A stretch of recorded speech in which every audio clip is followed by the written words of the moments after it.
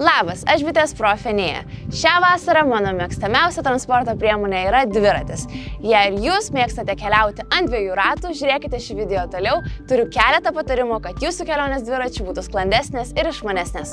Visų pirma, tikrai verta turėti prie dviračio vairo pritvirtinamą dėklą telefonui. Taip galėsite lengviau sekti kelionės maršrutą, kelionės trukmę bei savo greitį. Taip pat noriu parekomenduoti 2 programėles – Strava ir Komoot. Apžvelkime, kuo jie skiriasi. Komoot pasižymi išsamiais maršrutų planavimo įrankiais. Čia galite išsirinkti maršrutų pagal savo pageidavimus, pavyzdžiui, atstumą, reljefą, kelio tipą ir lengvai jį pakoreguoti.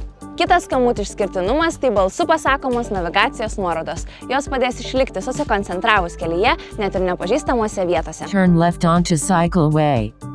Tuo tarpu Strava labiau orientuota į tarpusavio varžybas. Ji taip pat leidžia sekti įvairius jūsų kelionių duomenis, tokius kaip greitis, atstumas bei įveiktas aukštis. Programėlėje galite palyginti savo rezultatus su kitais jos naudotojais, dalyvauti įvairiuose iššūkiuose ir diskutuoti klubuose. Tai kuri programėlė geresnė?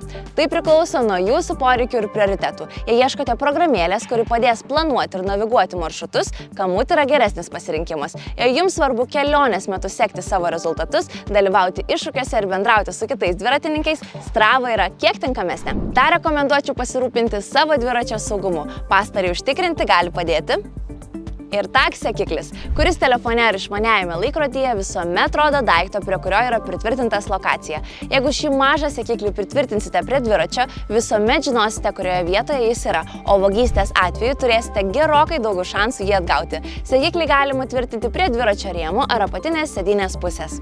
Gerų kelionių ir likite saugus kelyje!